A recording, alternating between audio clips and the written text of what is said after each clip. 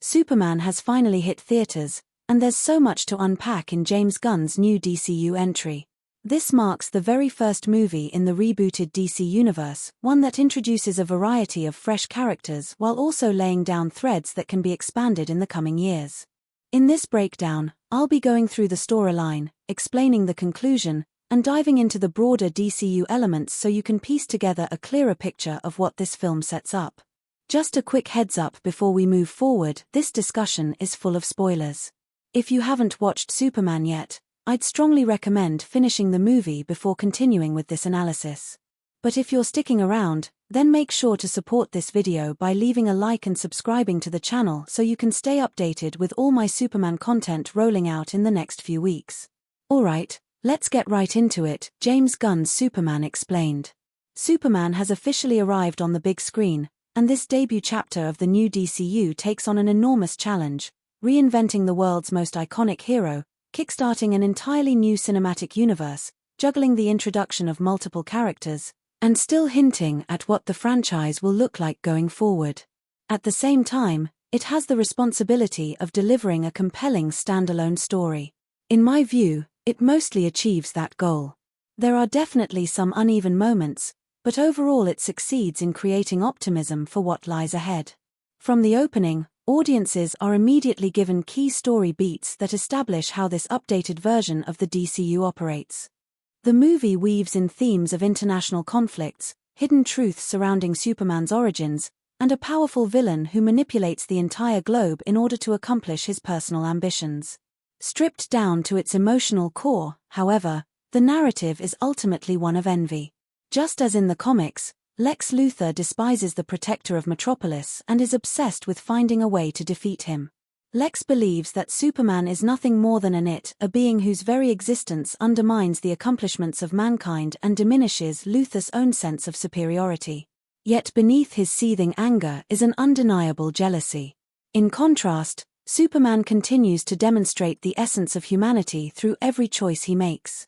Gunn's interpretation ultimately showcases why Superman sides with Earth. Gunn begins his Superman film by revealing that metahumans have been present for nearly 300 years, while Kal-El arrived on Earth 3 decades ago. His career as a hero only began 3 years earlier, when he stopped Baravia from invading Johor just weeks ago, and then experienced his first real defeat only minutes prior in a fight against Baravia's metahuman, known as the Hammer of Baravia. The opening narration concludes with Superman falling from the sky and crashing into Antarctica. Wounded and weak, he whistles for Krypto. After a difficult effort, Krypto manages to drag him to the Fortress of Solitude. Inside, Kryptonian robots channel concentrated solar energy into him to speed up his healing. Once inside the fortress, Superman listens to a message from his father, Jor-El, which reignites his determination. He then flies back to Metropolis to continue the battle with the Hammer. When he arrives, the villain, secretly following Luthor's orders, brutally defeats Superman and vanishes through a portal to meet with Lex at a coastal base. During this sequence, it's revealed that the supposed Hammer is actually Ultraman in disguise. The following day, Clark Kent returns to the Daily Planet, engaging in light-hearted banter with Lois Lane. Later that evening, Lois comes home to find Clark waiting for her. It's revealed that the two have been secretly dating for about 3 months, something their colleagues don't know about. Lois is already aware of Clark's identity as Superman and insists on conducting an interview with him. Surprisingly, instead of staging a soft interview, she takes it seriously, pressing him with difficult questions. She criticizes his choice to intervene so quickly in Baravia's invasion of Jampa, suggesting that she would have approached the matter with greater caution. Clark snaps back, explaining that people would have died if he had hesitated. But he does confess that he handled the Baravian president harshly, dragging him to a desert and pinning him to a cactus before having a conversation. Lois disapproves of this, leaving the audience with unexpected tension between the two, something many viewers didn't see coming in this reboot. Meanwhile, Lex Luthor heads to the Pentagon to meet with top generals. He argues that Superman poses a major threat to the United States.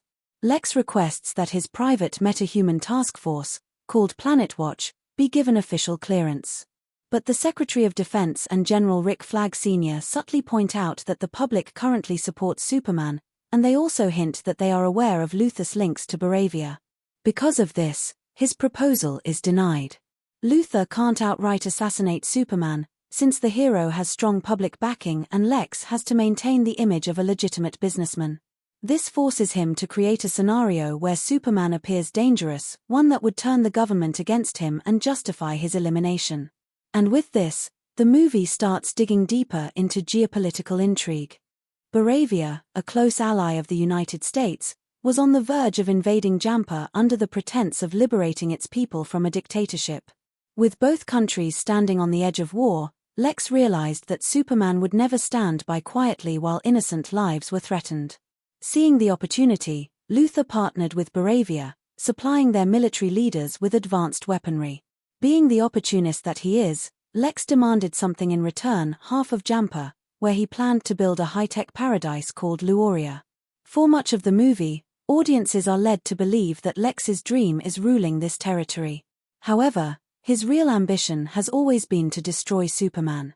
His elaborate scheme almost succeeds when Superman steps in to mediate the escalating conflict between Baravia and Jampa, trying to prevent all-out war. Lex cleverly re-engages with senior figures in the US government, urging them to reconsider Superman's political influence and warning that his actions could have dangerous consequences for America. To strengthen his case, Luthor launches a massive smear campaign online to tarnish Superman's reputation, creates the Hammer of Baravia, releases a giant lizard-like creature in Metropolis to keep Superman occupied, and even breaks into the Fortress of Solitude searching for incriminating information. While most of these plots fail, the one success that truly complicates things is when Lex manages to decrypt the full Kryptonian message from Superman's parents. Originally, Superman had drawn comfort from the corrupted portion of this message while recovering at the fortress. Tragically, Lex exposes the unedited recording, which reveals shocking instructions from Superman's biological parents that their son was sent to dominate Earth and spread his Kryptonian bloodline. With this revelation, Luthor finally gains the leverage he needs to convince the US government to let him take control of the Superman problem. Meanwhile, during Superman's battle with the monster, a kaiju-like beast nicknamed Bowser, he goes out of his way to avoid causing unnecessary destruction, making sure innocent civilians remain safe. This stands in stark contrast to the newly introduced Justice Gang, consisting of Green Lantern's Guy Gardner, Hawkgirl, and Mr. Terrific, who fight with little concern for collateral damage. Mr. Terrific ultimately kills the monster with one of his explosives. Superman expresses his frustration with Gardner's recklessness, but before the conversation goes further, everyone notices a massive broadcast. On screen, Lex Luthor appears on a talk show, unveiling the second half of the Kryptonian message. To everyone's shock, this portion is the exact opposite of the hopeful introduction we saw earlier. Jor-El bluntly tells Superman that humans are weaker and encourages him to rule over them. Lara, his mother, even suggests that he take multiple wives in order to propagate Kryptonian genetics.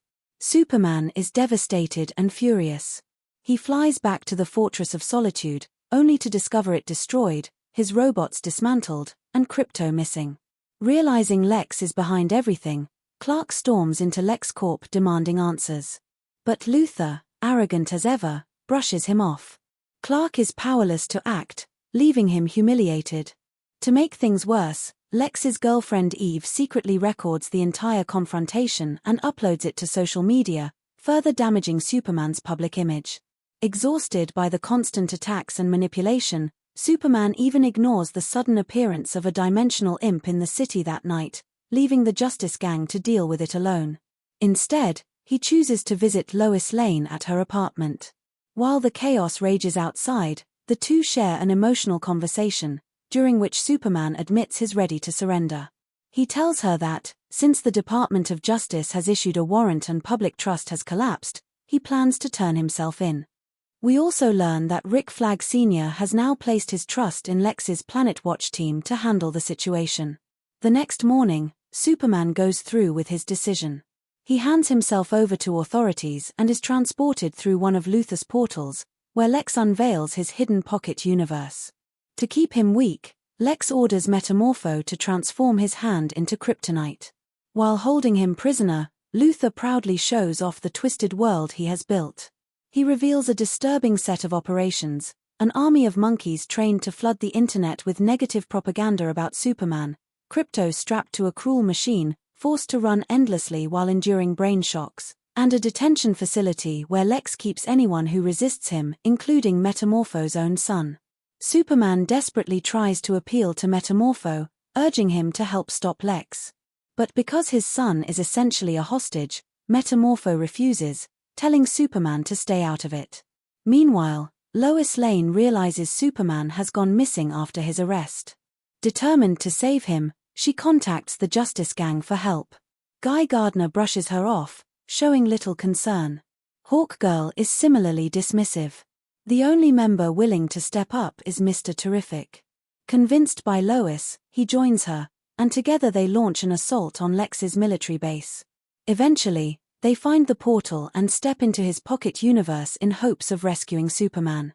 Before Lois and Mr. Terrific can locate Superman, Luthor returns to his pocket universe prison accompanied by the Baravian president. With them is a merchant who had once assisted Superman. In a cruel display of dominance, Lex plays a twisted game of Russian roulette and kills the man, sending Superman into a furious scream of anguish, though he remains weakened by kryptonite. This moment becomes a turning point for Metamorpho. Witnessing Lex murder the vendor shakes him deeply.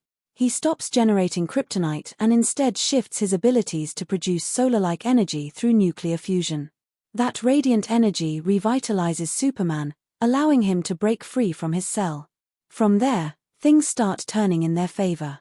Superman, Metamorpho, Lois, and Mr. Terrific work together to rescue Metamorpho's son as well as Krypto. They manage to escape through the portal just in time, barely avoiding being pulled into a black hole inside the collapsing pocket universe. Once back on Earth, Lois takes Clark to the Kent farm where Martha and Jonathan help nurse him back to health. Overnight, he fully recovers. In a heartfelt conversation with his human father the next day, Clark realizes that he doesn't need to live by the dictates of Krypton's legacy. He can embrace his humanity and still be true to himself. The scene is emotional and reminiscent of the father-son moments in Man of Steel, where Jonathan guided Clark through his struggles with identity. While maybe not quite as layered, it still hits a satisfying note. Meanwhile, Superman's breakout infuriates Lex. In a fit of rage, Luthor deliberately overloads the portal, causing a dimensional rift to open and spread toward Metropolis. At the same time, he orders the Baravian president to move forward with an invasion of Jampa to draw Superman out. As the story heads into its final act, Superman teams up with Mr. Terrific to try and seal the dimensional rift. But before they can succeed, they are ambushed by Ultraman and the Engineer. Ultraman lands a devastating blow on Superman, while Engineer unleashes swarms of nanobots that infiltrate his lungs, threatening to suffocate him. Desperate, Superman flies into orbit, then plummets back down, hitting Metropolis with explosive force. The impact knocks Engineer unconscious and forces the nanobots out of his body. The crash also cracks Ultraman's mask, exposing him as a genetically engineered clone of Clark created from a strand of his hair. Although he shares Superman's appearance, Ultraman lacks independent thought and is nothing more than a puppet following Luthor's commands. With Lex issuing direct orders, Ultraman gains the upper hand in their fight. But when Krypto disables LexCorp's drones, Ultraman loses his external guidance. Without commands, he falters. Seizing the opportunity, Superman hurls Ultraman into a city bus, which sends him crashing through the ground and into the Pocket Universe's black hole, effectively ending the clone threat. On the other side of the conflict, the Baravian invasion begins. The people of Jampa wave Superman's emblem in the air, pleading for his protection. Since Clark is occupied in Metropolis, it falls on the Justice Gang and Metamorpho to confront Baravia's forces. Hawkgirl brutally takes down the fleeing Baravian president, killing him on the spot. At the same time, Lois makes a breakthrough discovery. After Eve, Lex's girlfriend, foolishly sends a provocative selfie to Jimmy Olsen, Lois is able to trace and expose Luthor's direct involvement in the Baravian invasion. She quickly publishes the story alongside her fellow Daily Planet reporters, igniting a storm against LexCorp. This brings us to the climactic moments of Gunn's Superman. Superman and Mr. Terrific board LexCorp's massive ship for a final showdown with Luthor. During the confrontation, Lex confesses the truth that everything he's done is rooted in envy of Superman, in the burning desire to destroy him. Superman answers not with anger but with reason, dismantling Lex's obsession. As Lois's article spreads and public opinion turns, Lex's empire begins to collapse. Enraged, Lex completely loses control, throwing a tantrum. At that point, Krypto hilariously leaps on him in a chaotic, comical attack. Meanwhile, Mr. Terrific enters the necessary codes to shut down the dimensional rift, successfully preventing Metropolis from being consumed. Lex is taken into custody by the US government, while those trapped in his pocket universe are freed at last. Instead of being executed or sent to a regular prison, Luthor is locked away in Belle Reeve, a high-security facility for metahumans and dangerous supervillains. This prison has long ties to Task Force X, better known as the Suicide Squad. Interestingly, Belle Reeve is also situated in Louisiana, home to both Hawkgirl and Hawkman, hinting at potential future crossovers. With the immediate crisis averted, the film closes on Superman recovering in the Fortress of Solitude. Suddenly, his cousin Supergirl crash-lands into the fortress, officially making her debut in the DCU ahead of her solo movie slated for release on June 26, 2026. Wearing a comic-accurate outfit topped with an overcoat, Kara Zor-El arrives to reclaim her dog, Krypto, whom Clark had been looking after. A short exchange between Kal and his AI robot reveals that Kara has been rebellious lately, spending her time partying across different planets. While her appearance is brief, it sets the stage for her upcoming film and firmly introduces her into Gunn's DCU timeline. From here, the movie pushes toward its conclusion, tying together the setup for the DCU's next chapters. After Kara's introduction, we cut to the post-credit scenes. The mid-credit scene reveals Deathstroke, the notorious mercenary, receiving an invitation to join a new team assembled under Amanda Waller's leadership. This team is Task Force X, or as most fans know it, the Suicide Squad. Waller confirms to Slade Wilson that Lex Luthor will also be part of this unit, suggesting the birth of a dangerous alliance between some of DC's most ruthless minds. Then comes the end credit sequence, where we get a lighter, yet still significant moment. Mr. Terrific is shown delivering the Fortress of Solitude a freshly built robot companion. This AI is voiced by Nathan Fillion, who is already portraying Guy Gardner, one of the Green Lanterns. The casting doubles down on the playful tone Gunn often inserts into his universe building. All of this leaves Superman standing at a crossroads. He has faced not only a physical threat in Ultraman and Lex but also a philosophical one, the challenge of accepting both halves of his identity. By the end, Clark embraces his human side while still honoring his Kryptonian heritage, cementing him as the bridge between two worlds. What James Gunn has done here is clever. The film isn't simply about Superman saving Metropolis, it's about reintroducing him as the moral center of the DCU. The themes of hope, belonging, and identity echo throughout, aligning well with what audiences expect from a modern Superman story. The pacing of the finale is a little rushed compared to the earlier build-up, but it still manages to hit the emotional notes. The combination of Lois's journalism, the Justice Gang's battles, and Superman's philosophical growth weaves into a satisfying resolution that feels like the first step into a much larger universe. For longtime fans, the biggest win of the movie is how it seeds future storylines. From the Baravia Jampa War, to Belle Reeve's connection with Suicide Squad, to Kara's debut, it's clear the DCU roadmap is unfolding. Rather than cramming cameos, Gunn sprinkles just enough to build anticipation while letting this film stand on its own. The cinematography deserves a mention too.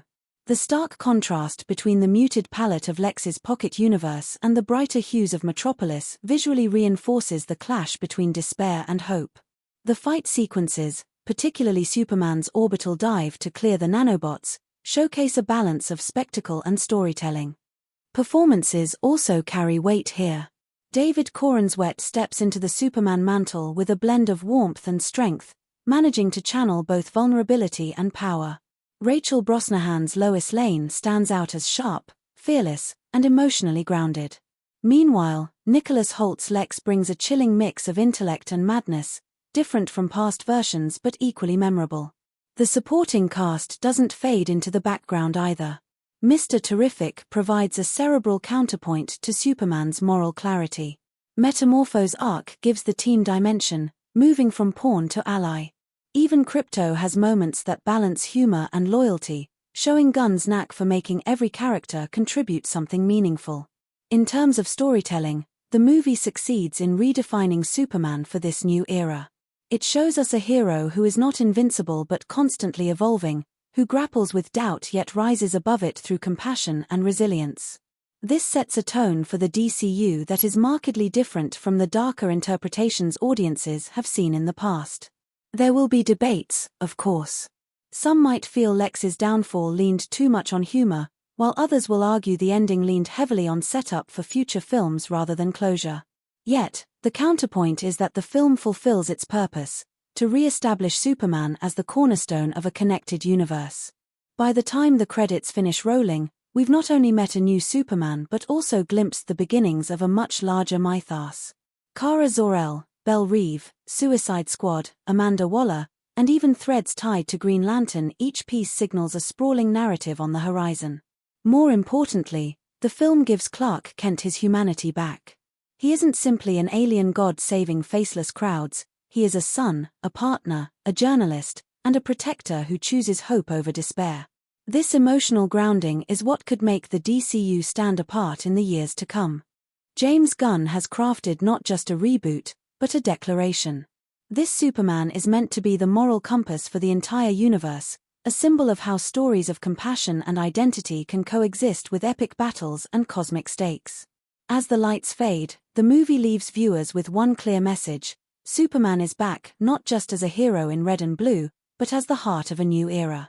And with that, Gunn's Superman closes, launching the first chapter of the DCU while leaving us eager for the chapters yet to come. Thanks for sticking around till the end. This is Harry signing off. Stay loud, stay legendary.